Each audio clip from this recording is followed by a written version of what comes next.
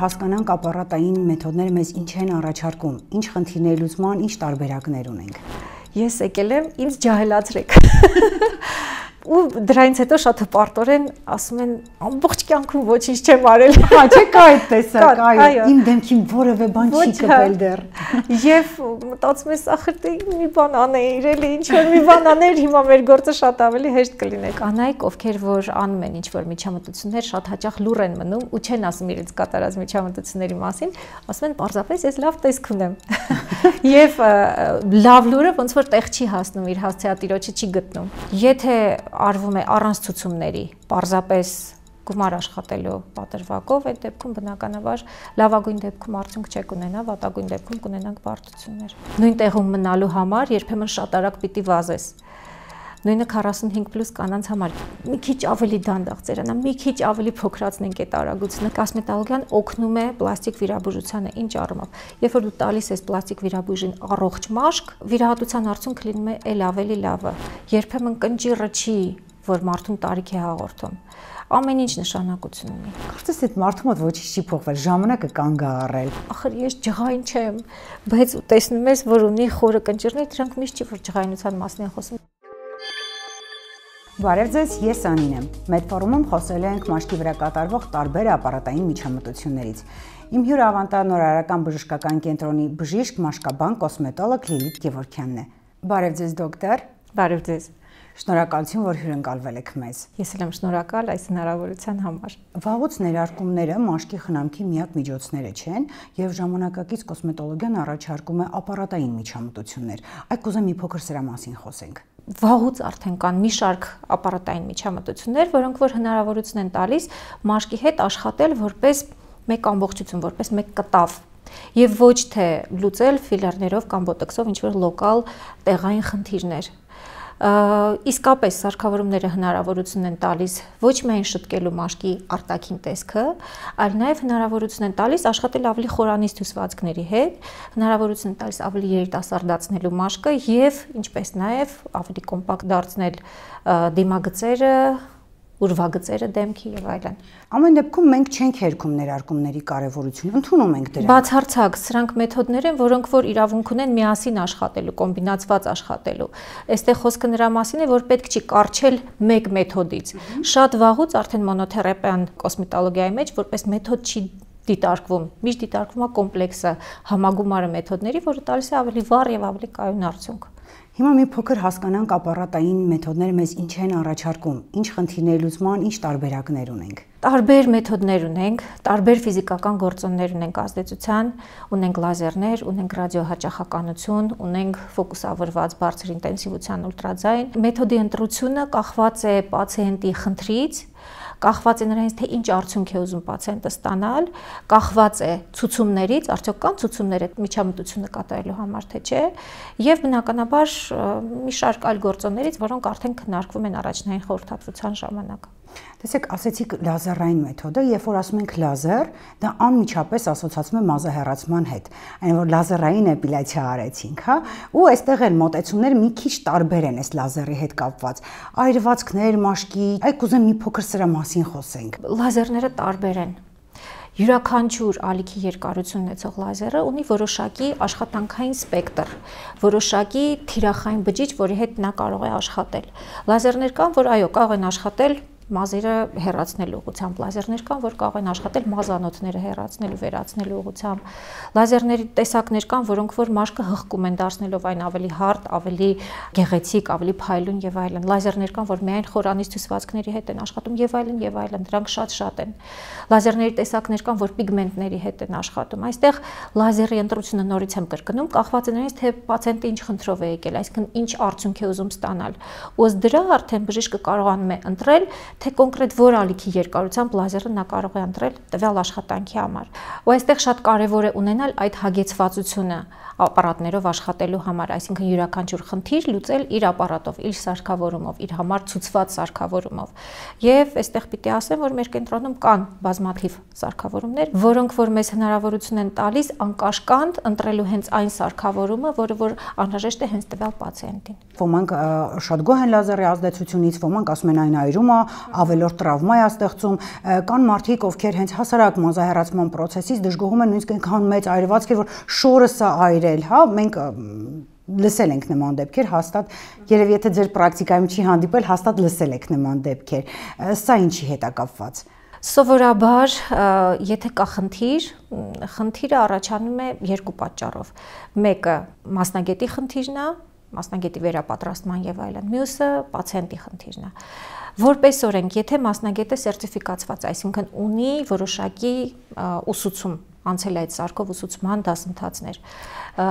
ունի որոշակի կրթություն եւ որոշակի փորձ ու հասկացություն նրա մասին, թե ինչ է ինքը կատարում տվյալ պացիենտի հետ, ռիսկերի քանակը մինիմալ է լինում։ Ցանկացած միջամտություն, անկախ նրանից դա կոսմետոլոգիա է, թե բժշկության ցանկացած բնագավառում, միշտ կա որոշակի ռիսկի հնարավորություն։ Նույնը եւ մազահեռացման մեջ, ցանկացած ոլորտում։ Բայց եթե մասնագետը հասկանում է, թե ինքը ինչ է անում եւ ինչ սարքավորումով է աշխատում, սա էլ է բավականին կարեւոր կետ, որի վրա կուզենայի ուշադրությունը սևեռել։ Շատ կարեւոր է, թե ինչ սարքավորումով է աշխատում տվյալ մասնագետը։ Որպես օրենք ռիսկը մինիմալ է լինում։ Մյուս կողմից պացիենտը եթե չի կատարում այն ցուցումները, որ մասնագետը իրան տվել է եւ ենթադրենք թե մազահեռացումից հետո անմիջապես գնում է արևայրուք է ստանում, բնականաբար ինքը կունենա պիգմենտացիայի խնդիր։ Բնականաբար մաշկի վերականգնման սցենարը ճիշտ ուղով չի գնա եւ այլն, այստեղ շատ կարեւոր է եւ մասնագետի որակավորման հարցը եւ պացիենտի հետեւողական լինելը, այո։ Երբեմն լազերը ասոցացվում է հենց քաղցկեղածին էլեմենտների հետ, հա, այսինքն վատ ասոցիացիաներ ունի հասարակության շրջանում։ Ձեր մոտեցումը սրան։ Բոլոր լազերները, որոնք որ այս պահին բժշկության մեջ օգտագործվում են, անցել են որոշակի կլինիկական հետազոտություններ եւ փորձարկումներ։ Սովորաբար այդ փորձարկումները 1 կամ 2 տարի չի որ կատարվում են ավելի երկարաժամկետ եւ եթե լինում են խնդիրներ, այդ լազերը պարզապես արտադրությունից դուրս է գալիս։ Եթե լազերը այս պահին կա շուկայում եւ առաջարկվում է, նշանակում է որևէ խնդիր դրա հետ այս պահին առկա չէ։ Այո, կան ճառագայթներ, մասնավորապես գամմա ճառագայթները, ռենտգենային ճառագայթները, որոնք ունեն մեծ թափանցելիություն եւ որոնք որ կարողանում են որոշակի մուտացիաներ առաջացնել բջիջներում, առաջացնելով օնկոպրոցեսներ։ Բայց եթե խոսքը գնում է մաշկաբանության մեջ կիրառվող լազերների մասին, դրանց հետ կապված որևէ խնդիր չկա, եթե պացիենտը առողջ է, եթե չկան ուղեկցող խնդիրներ, եթե այդ բոլոր եթեները պարզաբանվում են առաջնային կոնսուլտացիայի ժամանակ։ Այսինքն այստեղ էլ գրագետ մոտեցումն է չափազանց կարևոր։ Պարտադիր դրա համար միշտ հորդորը մեր այն է, որ ընտրեք ճիշտ մասնագետ, որը աշխատում է լավ սարքավորումով։ Լազերային օրինակ հղկման մասին խոսեցիք, հատկապես ամենատարածվածը դեռահասների շրջանում, հետո այդ դեռահասները, որ պատանիներ են դառնում, իրենց մոտ այսպես պոստակնե հետքերն են ու մենք տեսնում ենք, չէ, արդեն տարիքով մարդիկ, որ հենց այդպես էլ պտտվում են այդ իրանց հետքերով, բայց փառք Աստծո, այսօր ժամանակակից կոսմետոլոգիան առաջարկում է դրա լուծումը։ Մոտեցումները շատ տարբեր են։ Չկա այնպիսի մի լազեր, որ վերցնես, ասես այս սա վերցրա, այս խնդիրը պոստակնեն կվերացնի։ Պոստակնեն ինքը շատ ավելի բարդ խնդիր է։ Հարցը միայն մաշկի արտաքին տեսքի մեջ չի կամ փոփոխություններ, որոնք որ մաշկի ավելի խորանիշ շերտերում են գնում, այստեղ պետք է աշխատել թե մակերեսային շերտի եւ թե խորանիշ շերտի հետ։ Տարբեր տեսակի լազերներ կան, սկսած CO2 լազերից, էրբիումային լազերից, ֆրակցիոն լազերներից 1550 եւ այլն, որոնք որ կարողանում են աշխատել այնպես, որպեսզի այդ անհարթությունները աստիճանաբար ժամանակի ընթացքում հարթվեն։ Երբեմն շատ լավ ու շատ վառ արդյունքներ ենք ստանում, լավ հյուսվածքի պատասխան ենք ստանում եւ արդյունքը լինում է գերազանց։ Երբեմն կախված նրանից, թե այդ պոստակնե հետքերը ինչ հնության են, որպես օրենք ինչքան պոստակնե հետքը հին է, ինչքան սպին հին է, այնքան ավելի դժվար է դրա հետ աշխատել։ Արդյունքը այդքան արտահայտված չէ, բայց միևնույն է ավելի լավն է, քան նախքան պրոցեդուրան։ Այստեղ միշտ միջամտությունների կոմբինացիա է օգտագործվում, թե լազերային, թե ոչ լազերային։ Պարտադիր չի միայն լազերով աշխատել։ Կարող է միանալ ռադիոհաճախականությունը, կարող է միանալ մեկ այլ ինչ-որ միջամտություն, կարող է միանալ պարզապես մեխանիկական սուբցիզիան եւ այլն։ Այստեղ մոտեցումները տարբեր են, բայց այո, կան մի շարք միջամտություններ, այդ թվում նաեւ լազերները, որոնք որ օգնում են պոստակնե խնդիրը լուծելուն։ Մի ուրիշ միֆի անդրադառնանք, հա, շատ հաճախ մարդկանց մեջ դա տարածված է, հա, որ ավելի լավ է ոչինչ չանել, քան որևէ միջամտություն անել, որը կլինի ժամանակավոր արդյունք եւ հետո այդ պահպանման ժամկետը անցնելուց հետո շատ ավելի վատը կլինի մաշկի որակը, քան կլիներ չանելու դեպքում այդ միջամտությունը։ համապատասխանում է իրականությանը։ Այս մտքին ես կուզենայի երկու կետով անդրադառնալ։ Նախ որևէ միջամտություն չկա մեր ոլորտում, այդ թվում նաև պլաստիկ վիրահատության արդյունքը անգամ ցմահ չէ, հարատև չէ։ Ինչ որ պահ է գալիս, երբ որ այդ արդյունքն էլ սկսում է աստիճանաբար հետ զարգանալ ու պետք է լինում ինչ որ նոր միջամտություն անել։ Բայց այս միջամտությունները հնարավորություն են տալիս մաշկը պահել որոշակի տոնուսի մեջ, որոշակի պայմաններում, երբ որ ինքը կարողանում է իր սեփական պահանջները ինքնուրույն բավարարել մի փոքր օգնությամբ մեր կողմից։ Բայց այսպեսի մի հարց կա, երբ որ մարդիկ շարունակ տեսնում են իրանց արտացոլանքը աշխատանքի արդյունքում լավ, եւ աչքը դրան սովորում է։ Ու ինչ որ մի պահ գալիս է, երբ որ արդեն մտածում են, որ լավ, կարելի է ոչ մի բան չանել, իրանք վերադառնում են իրանց զրոյական կետին, հասկանում են, որ չէ, վատացավ վիճակը։ Իրականում չվատացավ, իրականում պարզապես ազդեցություն անցավ եւ կուզենայի ասել, որ այս միջամտությունները ինչքան էլ որ համարվում են երիտասարդացնող, իրանք ժամանակը չեն կանգնացնում։ Մենք ծերության process-ները չենք դադարեցնում։ Մենք մի փոքր փորձում ենք միջամտել ու մի փոքր այդ արագությունը դանդաղացնել։ Ու միջամտությունները իրանք միշտ այս օրինակն են բերում, ինչպես ենք մենք մեր մարմինը մարզում մարզասրահում, ճիշտ է։ Ճիշտ նույն կերպով, ճիշտ նույն մոտեցման պետք է մաշկը մարզել, սովորացնել իրան աշխատել, որպեսզի ինքը լինի միշտ տոնուսի մեջ, միշտ գեղեցիկ, միշտ հարթ, միշտ ձեզ ուրախացնի։ Բնականաբար ոչ մեկ չի խոսում կախվածություն առաջացնելու մասին, չկա այդպիսի մեթոդ, որ կախվածություն առաջացնի։ Սրանք թմրանյութեր չեն, սա շաքար չի, որ կախվածություն առաջացնի։ Կախվածությունը լինում է երևի միայն դրական էֆեկտից, երբ որ դու նայում ես քո արտացոլանքին, դու տեսնում ես, որ ամեն ինչ լավ է ու քեզ թվում է, որ դու ուզում ես անընդհատ դա կրկնես, բայց կարող ես կրկնել, կարող ես չկրկնել։ Ոչ մի բան, ոչ մի վատ բան, ավելի մտավախությունը, որ ավելի վատ կարող է լինել, հաստատ արդարացված չի։ Պարզապես մենք շատ հեշտ սովորում ենք դրականին, լավին, կյանքի լավ պայմաններին, լավ արտացոլանքին, ու շատ դժվար է լինում հետ գալ այն զրոյական կետին։ Ու հենց այդ զրոյական կետին, երբ որ մոտենում ես, հասկանում ես, որ վայ, չէ, ամեն ինչ շատ վատ է։ Իրականում դու պարզապես նորից պիտի սկսես աշխատել։ Ապարատային միջամտությունների դեպքում գուցե մարդիկ կան, ովքեր ակնկալում են հենց այդ մեկ անգամյա միջամտությունից հետո այդ հրաշք վաու արդյունքը, արդյոք պետք է ակնկալել, թե ոչ։ Պացիենտների կատեգորիա կա, ովքեր գալիս են խորհրդատվության ու պահանջում են քեզանից երիտասարդություն։ Ես եկել եմ, ինձ ջահելացրեք։ Ու դրանից հետո շատ հպարտորեն ասում են ամբողջ կյանքում ոչինչ չեմ արել։ Հա, չէ՞ կա այդ տեսակ, այո, իմ դեմքին որևէ բան չի կպել դեռ։ Եվ մտածում ես, ախր դե մի բան անեիր, էլի ինչ որ մի բան աներ, հիմա մեր գործը շատ ավելի հեշտ կլիներ։ Մենք հրաշքներ չենք գործում։ Սա ամենօրյա աշխատանք է, որը որ պետք է պարբերաբար կատարել, եւ մարդիկ պիտի գիտակցեն, որ միանվագ միջամտությունը երկարատև ու վառ արդյունք չի կարող տալ։ Ինքը այդ պահին կարող է ինչ-որ մի փոփոխություն առաջացնել, բայց միևնույն է, ժամանակ առ ժամանակ այդ արդյունքը պահպանելու համար ինչ-որ բան պետք է անել։ Ճիշտ այնպես, ինչպես մեր սանրվածքները, իրանք անընդհատ նույն վիճակով չեն կարող պահպանվել, ճիշտ է։ Պետք է մազը խնամել, պետք է կտրել, ժամանակ առ ժամանակ հարդարել եւ այլն, որպեսզի ինքը պահպանի իր տեսքը եւ իր ձևը։ Նույնը մաշկի հետ։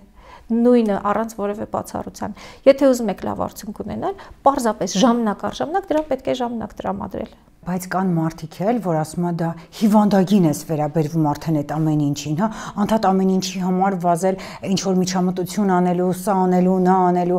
այս սահմանը ինչպես չանցնի մարդը, ինչպես հասկանա ով է իրեն օգնելու, բժիշկ կոսմետոլոգը, թե ընդհակառակը ինքն էլ իր շահերից բխելով անդադ էլի մղելու է որոշակի միջամտությունների, այլ ոնց պահել այդ ոսկե միջին ստանդարտը։ Այդ վտանգը իհարկե կա, այդ միջին ստանդարտի հարցը շատ ակտուալ է ու երևի ես կարծում եմ, որ այդ ոսկե միջինը գտնելու հարցի մեջ շատ կարևոր է ինքնագիտակցությունը եւ առողջ կրիտիկան ինքդ քո հանդեպ, որովհետեւ անկախ նրանից, որ մասնագետը քեզ ինչ կասի, դու ինքդ էլ պիտի աչք ունենաս եւ մտածել կարողանաս, դու բավարարված ես քո արդյունքով, թե դեռ ուզում ես շարունակել։ Մասնագետներ կան, որ կասեն հերիք է, արդեն ամեն ինչ լավ է, կարող ես կանգնել։ Բայց իհարկե այդ սպեկտրը կնոջ իրենից գոհ կամ դժգոհ լինելու շատ մեծ է, տատանման ամպլիտուդան շատ մեծ է եւ մի ծայրահեղությունից մյուս ծայրահեղություն ընկնելու վտանգը մեծ է, այսինքն երբեք ոչինչ չի արել, մեկ էլ հանկարծակի արդյունքը տեսնում է լավ, ու անընդհատ ուզում է այդ նույն բանը կրկնել, բայց այստեղ շատ կարեւոր է օբյեկտիվ ինքդ քեզ գնահատել եւ նաեւ եթե գտել ես լավ մասնագետ, լսել այդ մասնագետի կարծիքին։ Միշտ չի, որ անընդհատ ինչ որ բաներ են պետք անել, չէ՞։ Շատ ավելի ճիշտ է դոզավորված ժամանակ առ ժամանակ միջամտությունները, քան այդ ֆանատիզմը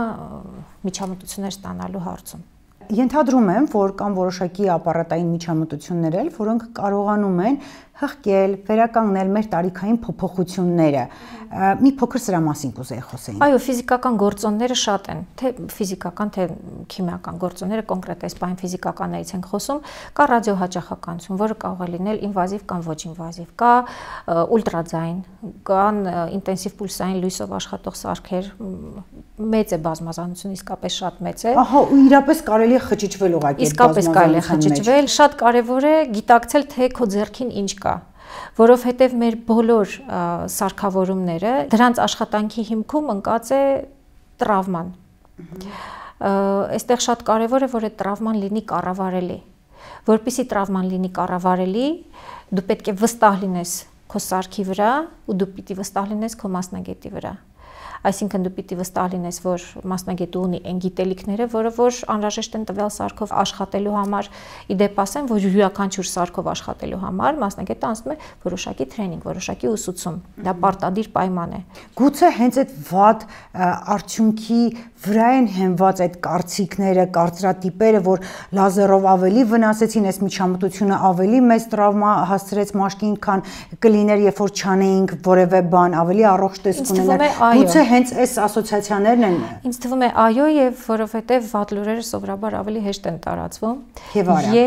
արագ, այո, եւ որովհետեւ կանայք, ովքեր որ անում են ինչ-որ միջամտություններ, շատ հաճախ լուր են մնում ու չեն ասում իրենց կատարած միջամտությունների մասին, ասում են պարզապես ես լավ տեսք ունեմ։ Եվ լավ լուրը ոնց որ տեղ չի հասնում, իր հասցեատիրոջը չի գտնում։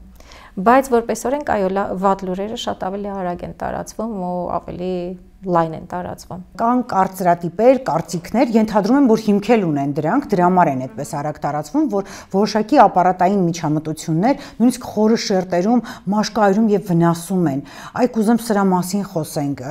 Իրականում այդքան անապահով են այս միջոցները, սխալ ընտրված է,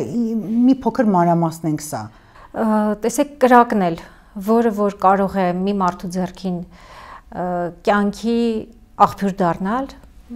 ճիշտ օգտագործես, կերակուր պատրաստես ընտանիքիդ համար, կամ կարող ես այդ նույն կրակը սխալ օգտագործել ու բնակավայրեր հրդեհել։ Դա նույն կրակն է, նույն ֆիզիկական գործոնն է։ Դրա համար այստեղ շատ կարևոր է, թե ում ձեռքում է այդ կրակը գտնվում։ Նույնը լազերների, նույնը ռադիոհաճախականության, նույն բոլոր սարքավորումների դեպքում շատ կարևոր է, թե այդ սարքավորումը ով է աշխատացնում, ում ձեռքում է այդ սարքը գտնվում, որովհետև այո, եթե սարքով սխալ աշխատես, ինադեկվատ գնահատես պացիենտին, սխալ պարամետրեր ընտրես, սխալ էներգիա ընտրես, խորությունը սխալ ընտրես, դու կարող ես շատ հեշտ վնասել պացիենտին։ Երբեմն այդ վնասը կարող է լինել անդառնալի։ Եվ հակառակը, կարող ես անել այնպես, որ պացիենտը հնարավորինս երկար ինքն իր արտացոլանքից հաճույք ստանա, իր կյանքի որակը լինի բավարար։ Այսինքն այստեղ մեղադրել այս կամ այն սարքավորումը, փնովել եւ այլն, այնքան էլ տեղին չի, որովհետեւ ամեն դեպքում սրանք փորձարկում անցած սարքավորումներ են, փորձարկում անցած կլինիկական հետազոտություններ անցած, նորից եմ կրկնում, նույն կրակի պատմությունն է։ Միտեղ կրակը կերակուր է պատրաստում, միտեղ կրակը հրդեհում ու վերացնում է ամեն ինչ։ Մի փոքր կուզեմ բացատրեք այդ ռադիոհաճախականության էությունը ինքը իրենց ինչ է ներկայացնում։ Ի տարբերություն լազերների, որոնք որ ունեն որոշակի ալիքի երկարություն եւ որոշակի սելեկտիվություն ենք ասում, այսինքն յուրաքանչյուր ալիքի երկարություն կարող է աշխատել տարբեր խնդրի հետ։ Օրինակ լազերը տեսնում է օքսիհեմոգլոբինը, ինքը տվյալ լազերը նշանակում է կարող աշխատել մազանոթների հետ։ Եթե մելանինն է իր համար հանդիսանում թիրախ, կարող է աշխատել հիպերպիգմենտացիայի հետ եւ այլն եւ այլն։ Ռադիոհաճախականությունը նման սելեկտիվություն չունի։ Ռադիոհաճախականության իմաստը այն է, որ կարողանում ենք տարբեր մեթոդներով այդ ռադիոհաճախականությունը հասցնել որոշակի շերտեր մաշկի եւ այդ ռադիոհաճախականությունը, այդ էներգիան մաշկի խորանի շերտերում վերափոխվում է ջերմային էներգիայի, ու հենց այդ ջերմային էներգիան է, որ սկսում է թողարկել որոշակի մեխանիզմներ, մասնավորապես խթանում է որոշակի բջջային ստրուկտուրաներ, որոնք որ նպաստավոր պայմաններ են ստեղծում մաշկի ավելի էլաստիկ, ավելի հաստ, ավելի կայուն դառնալու համար, եւ կարողանում է այնպես անել, որպեսզի այդ էֆեկտը պահպանվի հնարավորինս երկարաժամկետ։ Բնականաբար նորից եմ ասում, մենք կողքից պարտադիր ինչ-որ բանով պետք է օգնենք, թե մեր կենսակերպով, թե պարբերաբար այդ միջամտությունները կատարելով, որովհետև չկա այնպիսի մի միջամտություն, որ մի անգամ կատարեցիր ու այդ էֆեկտը հարատև աչքդ շոյի, հա։ Լինում է, որ օրինակ մարդը որոշած գալիս է ասում է, ինձ արեք այս միջամտություն, բայց դուք հստակ տեսնում եք, որ իրեն դա ցուցված չի կամ պետք չի անել, ստացվում է համոզել, բացատրել, այլ մեթոդ առաջարկել, ոնց եք վարվում նման դեպքերում։ Այո, կան մարդիկ, որոնք որ լավ ինֆորմացված են, իդեպ ասեմ, որ այդ մարդկանց հետ միշտ շատ ավելի հեշտ է աշխատել, քան այն մարդկանց հետ, ովքեր գալիս են ինտակտ առանց որևէ ինֆորմացիոն հագեցվածության։ Այո, կան մարդիկ, որ գալիս են ինտերնետից ինչ-որ ինֆորմացիա հավաքելով եւ մտածելով, որ իրենց այս միջամտությունը ավելի հարմար կլինի, բայց ես ճիշտն ասած դեռ այդպիսի մարդ չեմ հանդիպել, որը խոսակցության արդյունքում չկարողանամ ապացուցել իրան, որ այս մեթոդը լավը չի, եկեք անենք այս մյուս մեթոդը, որպես օրենք իրանք շատ բաց են քննարկմանը եւ կարողանում ենք իրենց առաջարկել են ինչ որ իսկապես իրենց պետք է, ոչ թե այն ինչ որ իրանք ուզում են։ Չնայած երբեմն կան պացիենտներ, որոնք որ գալիս են հստակ հարցումով, որ ուզում ենք այս միջամտությունը, ու տեսնում ես, որ այո, մարդը ճիշտ է որոշել, այս միջամտությունը իրան ցուցված է։ Դեմքի վրա իրականացվող ապարատային այդ միջամտությունները ունեն արդյոք որոշակի տարիքային սահմանափակում կամ ուղղված են որոշակի տարիքային խումբ ունեցող մարդկանց։ Այստեղ մենք ավելի շատ ուշադրություն ենք դարձնում ոչ թե տարիքին, այլ ցուցումներին։ Կան մարդիկ, ովքեր որ երիտասարդ տարիքում արդեն ունեն մաշկի հետ կապված խնդիրներ։ Նշանակում է մենք չպիտի սպասենք մինչև իրենք դառնան, չգիտեմ, X տարեկան, նոր դրանից հետո սկսենք այդ խնդիրները լուծել։ Չէ, եթե կա խնդիր, կա լուծում։ Այսինքն կախված է մաշկի վիճակից ընդհանրապես։ Մի փոքր խոսենք քիմիական կոսմետոլոգիայի մասին, դրանք պիլինգներն են, թթուներով տարբեր էս հարթեցման միջոցները, միջամտությունները եւ այլն։ Այստեղ նույնպես կարծիքները չափազանց տարբեր են։ Էլի այդ տարիքում երիտասարդ աղջիկ էս ինչի էս անում կամ գնացի այրեցին մաշկս ավելի վատացրեցին, քան ավելի լավներ։ Այս մոտեցումները ինչից են եւ իրականում տեղին են պետք է կիրառել այս մեթոդները թե ոչ։ Նորից վերադառնալու ենք կրակի պատմությանը, նայած թե ում ձեռքում է այդ միջոցը գտնվում, մեթոդը գտնվում։ Եթե ցուցումը կա ու արվում է որակավորված մասնագետի կողմից, խնդիրներ պիտի որ չլինեն։ Եթե արվում է առանց ցուցումների, պարզապես գումար աշխատելու պատրվակով, այդ դեպքում բնականաբար լավագույն դեպքում արդյունք չեք ունենա, վատագույն դեպքում կունենանք բարդություններ։ Այսինքն ամենակարևորը այսպես մասնագետին դիմելն է, հա, ամեն երկրորդ գեղեցկության սրահում, հա, չմտնել ու չիրականացնել որոշակի միջամտություն, այլ մենք սրա մասին անընդհատ բարձրաձայնում ենք, որ կոսմետոլոգիայում աշխատող մասնագետը բժիշկ է։ Իհարկե կան կոսմետոլոգ էսթետիստներ, ովքեր բուժքույրեր են եւ կատարում են որոշակի միջամտություններ, ինչ որ սահմանափակումներով, բայց կարող են կատարել։ Բայց եթե մենք աշխատում ենք կոսմետոլոգիայում, մենք ավարտել ենք բժշկական համալսարանը, դրանից հետո անցել ենք արձինատուրա, դերմատովեներոլոգիա մասնագիտությունից, դրանից հետո անցել ենք որակավորում կոսմետոլոգիայում, դրանից հետո անցել ենք մի շարք որակավորումներ, սերտիֆիկացիաներ, տարբեր սարքավորումներով աշխատելու համար, այսինքն այդ ուսումը անընդհատ է եւ միայն բժշկական ինստիտուտով չի բավարարվում, չի ավարտվում։ Ուսումը անընդհատ շարունակական է։ Օրինակ, մեր կլինիկայում յուրաքանչյուրս տարվա ընթացքում 8-ից 10 վերապատրաստում է ինչի համար, որպեսզի ժամանակակից տենդենսների մեջ լինենք, որպեսզի կարողանանք տարբեր խնդիրներ կարողանանք լուծել։ Որոշ մարդիկ ոգևորվում են արդյունքից, սկսում են շարունակել միջամտությունները, որոշ մարդիկ կեսից հիասթափվում են ու ասում են, չէ, սա անօգուտ միջամտություն է, այ ինչպես է սա տեղի ունենում, ինչի արդյունք է դա։ Շատ կարևոր է նաև կարևոր գործոններից մեկը պացիենտի տարիքն է եւ սեռը։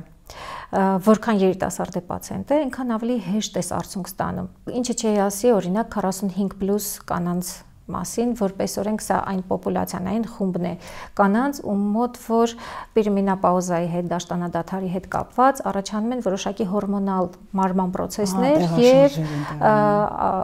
որոշակի դեֆիցիտներ են առաջանում օրգանիզմում, որոնք որ մեր պրոցեդուրաների էֆեկտիվությունը կարող են նվազեցնել։ Այսինքն, որպես առաջնահերթություն պետք է դեֆիցիտները լրացնել, եթե անհրաժեշտություն կա հորմոնալ վիճակը կարգավորել, նոր դրանից հետո զբաղվել կամ դրան զուգահեռ զբաղվել մաշկի խնդիրները լուծելով։ Ամեն դեպքում այս 45+ տարիքի պացիենտները որպես օրենք մի շատ լավ արտահայտություն կա այդ Ալիսը հրաշքների աշխարհում, երբ որ Թակոին ասում է նույն տեղում մնալու համար երբեմն շատ արագ պիտի վազես։ Նույնը 45+ կանանց համար, եթե իրանք ուզում են իրենց այդ երիտասարդ տեսքը, լավ տեսքը, իրենց առողջությունը հնարավորինս երկար պահպանեն, պիտի շատ արագ վազեն, պետք է ինչ-որ միջոցներ ձեռնարկեն։ Էլ հանգիստ նստելը չի ստացվի։ Անընդհատ պետք է աշխատանք լինի, ու աշխատանքներից մեկը այդ թվում նաև մաշկի հետ աշխատանքն է։ Այսինքն ցանկացած խնդիր լուծելուց առաջ երբեմն հատկապես ձեր նշած 45+ կանանց շրջանում անհրաժեշտ է լինում նաև լաբորատոր հետազոտություններ, ճիշտ եմ հասկանում։ Պարտադիր նախապայման է լաբորատոր հետազոտությունները, հարակից մասնագետների միացումը process-ին, որովհետև նորից եմ կրկնում, ֆիզիոլոգիական մարման ֆունկցիան բնականon վիճակ է եւ երբեմն գինեկոլոգները կամ էնդոկրինոլոգները կարողանում են այնպես միջամտել, որ կինը ժամանակից շուտ ոսկրային հյուսվածք չկորցնի, իսկ ծերացումը ինքը մենակ մաշկը չի, դա ոսկորներն են, դրանք մկաններն են, դրանք ճարպային կոմպարտմենտներն են, ճարպային ենթամաշկային հյուսվածքն է, այսինքն ամբողջությունը, օրգանիզմը մի քիչ ավելի դանդաղ ծերանա, մի քիչ ավելի փոքրացնենք այդ արագությունը, հնարավորինս իրան պահենք այն վիճակում, երբ որ ինքը ուրախ է, երբ որ ինքը կարող է իր կյանքից հաճույք ստանալ, երբ ինքը բավարարված է իր կյանքի որակով։ Ու այստեղ երևի թե մի մասնագետի աշխատանքը հերիք չի պետքա կողքից ինչ որ մի հատ թիմ մտնի այդ աշխատանքի մեջ, որպեսզի կարողանանք տալ իրան այն կյանքի որակը, որին ինքը արժան է եւ որին ինքը ձգտում է։ Ունեցել ենք հյուր, ով հստակ բացատրում էր, որ գործիքային ապարատային որոշակի միջամտություններ վնասում են մաշկի խորը շերտերը եւ իրենք հետագայում վիրահատության ընթացքում ունենում են լուրջ խնդիր եւ չեն ունենում այն արդյունքը, որը կունենային օրինակ եթե դա արված չլիներ եւ մի փոքր ազնվության համար ասեմ, որ ինքը նաեւ շեշտում էր որոշակի միջամտություններ, որոնք գրագետ արված չեն։ Այս մասին կուզեի մի փոքր։ Այ հենց դրա մասին է ուզում ասել, որ եթե միջամտությունները արվում են խելամտության սահմաններում, կոսմետոլոգիան օգնում է պլաստիկ վիրաբուժությանը ինչ առումով։ Երբ որ դու տալիս ես պլաստիկ վիրաբույժին առողջ մաշկ, վիրահատության արդյունքը լինում է ել ավելի լավը։ Վերականգնումը գնում է ել ավելի կանխատեսելի սցենարով եւ արդյունքը գոհացնում է շատ ավելի երկար ժամանակ։ Այո, այդ մասին էլ ենք խոսել հենց պլաստիկ վիրաբույժի հետ, ով ասում էր օրինակ, որ երբեք ֆեյսլիֆտինգը վիրահատական միջամտությամբ իրականացված չի փոխարինում կոսմետիկ միջամտությանը, հա, որ օրինակ մաշկի որակը ավելի լավացնի, օքեյ, իրանք կարող են ձգել, ավելորդ մաշկը հեռացնել եւ այլն, բայց մաշկի որակը լավացնել, այսինքն նրան հաղորդել երիտասարդ, փայլուն, գեղեցիկ տեսք, իրենք իզորու չեն, սա արդեն բժիշկ կոսմետոլոգի խնդիրն է։ Եվ սովորաբար մեր խորհուրդը այն է լինում, որ նախքան պլաստիկ վիրահատության դիմելը աշխատեք մաշկի հետ, բարելավեք մաշկի վիճակը։ Վիրահատությունից հետո էլ շարունակեք աշխատել մաշկի հետ, որպեսզի ձեր պլաստիկ վիրահատության արդյունքը հնարավորինս երկար ձեզ ծառայի։ Սրանք մեկը մյուսին լրացնող եւ մեկը մյուսին հաջորդող այսպես գործընթաց է լավ փայլուն գեղեցիկ մաշկ ունենալու համար, տեսք ունենալու համար։ Այո, ես կարծում եմ սա այն տանդեմն է, որը հնարավորություն է տալիս կանանց մաքսիմալ իրենց արտաքինից գոհ լինելու։ Խոսեցինք ապարատային միջամտություններից, բայց մենք երբեք չենք բացառում, չէ, ներարկումային ծրագրերը, դրանք ոչ պակաս կարևոր են եւ դրանք արհեստական ներմուծում ենք այն հավելյալ նյութերը, որը մեր մաշկը դրա կարիքը ունի։ Ինչպես են համակցվում սրանք ապարատային միջամտությունների հետ։ Ներարկումային կոսմետոլոգիան օգնում է լրացնել այն նյութերի պաշարը, որոնք որ տարիքի, էկոլոգիայի, ստրեսային ֆակտորների եւ այլ մի շարք գործոնների պատճառով սկսում են հյուծվել այդ պաշարները եւ դրա համար մենք կատարում ենք որոշակի ներարկումներ։ Լինի դա հիալուրոնաթթու, լինեն դրանք մեզոթերապևտիկ ինչ-որ միջոցներ, վիտամիններ, աճի գործոններ եւ այլն։ Դրանք բոլորը ուղղված են նույն խնդրին, այսինքն ակտիվացնել բջջային ստրուկտուրաները, որոնք որ ինչ-ինչ պատճառներով սկսել են ապա ակտիվանալ, քնել, ծուլանալ եւ իրենց մի քիչ տեղաշարժ են կանում, ստիպում ենք իրենց աշխատել եւ թողարկել իրենց լրացուցիչ ռեսուրսները, որոնք որ իրանք դեռ ունեն։ Մեր ամենօրյա դեմքի խնամքը, որը մենք մեր առօրյայում ենք իրականացնում, ոչ պակաս կարևոր է։ Այ ոնց պետքա գրագետ դա իրականացնենք, որ գոնե ինքներս մեզ չվնասենք։ Տարիքային փոփոխությունները միայն մաշկով չեն պայմանավորված եւ երբեմն կնճիռը չի, որ մարդուն տարիք է հաղորդում։ Ամեն ինչ նշանակություն ունի։ ամեն ինչ, սկսած մկանների վիճակից, ոսկրերի վիճակից, նրանից թե ինչպես ենք մենք քայլում, ինչպես ենք մենք նստում, ինչպիսի կեցվածք ունենք, սրանք բոլորը այն գործոններն են, որոնք որ տալիս են կոմպլեքսային պատկեր մարդու մասին։ Երբեմն հերվից նայում ես կինը մոտենում է, քեզ թվում է թե ինքը շատ երիտասարդ կին է, որովհետև շատ թեթև քայլվածքով, ուղիղ մեջքով, ժպտալով, դու իր կնճիռները չես էլ նկատում, հասկանում եք, ու եւ հակառակը գալիս է շատ ավելի երիտասարդ կին, բայց կռացած,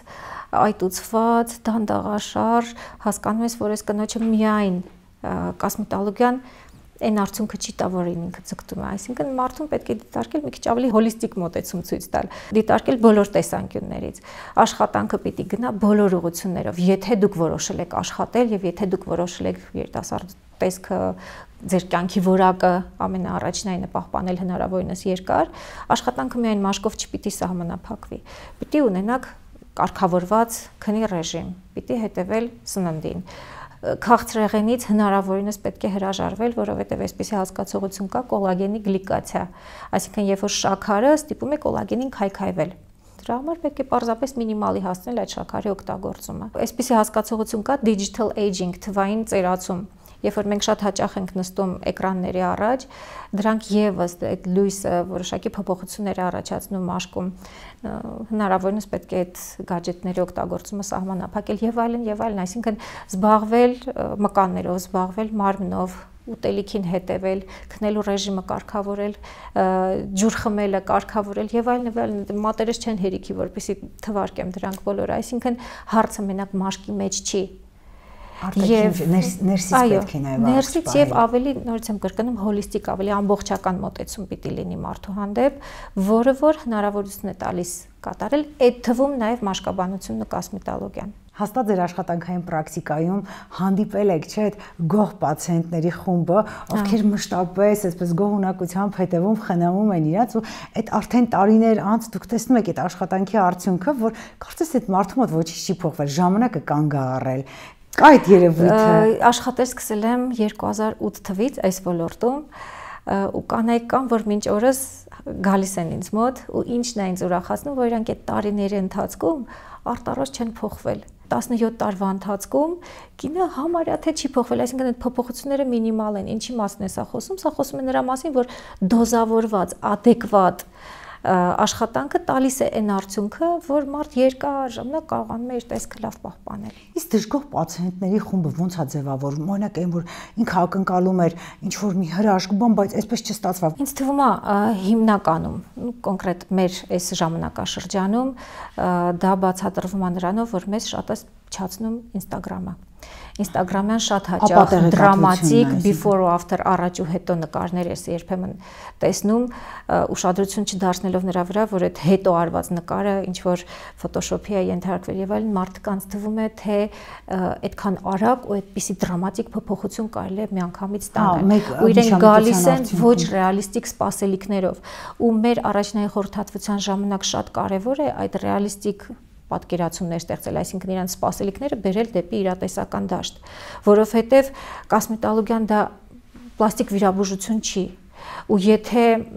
կա ավելցուկ մեծ մաշկային ավելցուկ, այդ մաշկային ավելցուկի հետ սարքավորումները գուցե չկարողանան էֆեկտիվ աշխատել։ Գուցե իմաստ չունի, որ այդ մարդը ժամանակ ծախսի կոնսերվատիվ մեթոդների վրա, ավելի հեշտ կլինի իրան ծախսել այդ նույն ժամանակը եւ ինչու՞ չէ նաեւ ֆինանսական միջոցներ, ավելի ռադիկալ վիրաբուժական միջոցների վրա։ Օրինակ կա մի նման տեսակետ պնդում, որ մարդը տարիների ընթացքում ձեռք է բերում իր բնավորությանը բնորոշ դիմագծեր եւ կեցվածք։ Համաձայն եք դրա հետ։ Ինձ թվում է, հա, ինչ որ տարիք է գալիս, երբ որ երևի մարդու ներքինը իր արտաքինի վրա երևում է։ Երբեմն լինում է հակառակը շատ կոնտրաստային, երբ որ մարդը ասում է, որ ախր ես ջղային չեմ, բայց տեսնում ես, որ ունի խորը կնճիռներ, դրանք միշտ չի որ ջղայնության մասին են խոսում, դրանք կարող է խոհեմության, մտահոգության եւ այլնի մասին խոսան, ու այդ ժամանակ արդեն կարելի է պարզապես ամենաէլեմենտար բոտոքսի ներարկումով այդ խնդիրը լուծել։ Կամ հոգնած տեսք ունի, հոգնած դեմք ունի եւ այլն, բայց ասում եմ ես հոգնած չեմ, ու այդ դեպքում արդեն կարող ես որոշակի պրոտոկոլ մշակել աշխատանքային, որովհետեւ այդ հոգնածության էֆեկտը դեմքից կորի, կամ արդեն կմիանա պլաստիկ վիրաբուժությունը, ինչ որ ավելի լուրջ դեֆեկտներ վերացնելու համար։ Ես կասեի այո, ներքինը արտաքինի վրա ինչ որ պահից սկսում է դրսևորվել, բայց միևնույն ժամանակ տեսնում ենք լրիվ հակառակ պատկերներ նույնպես։ Շնորհակալ եմ Լիլիթ մեզ հյուրընկալվելու համար եւ այսքան տեղեկատվություն տրամադրելու համար մեզ։ Ես էլ եմ շատ շնորհակալ Անի այս հնարավորության համար։ Թույլ մի տվեք, որ տարիները գողանան ձեր հմայքն ու գեղեցկությունը, պահպանեք այն որքան հնարավոր է երկար։ Առողջ եղեք։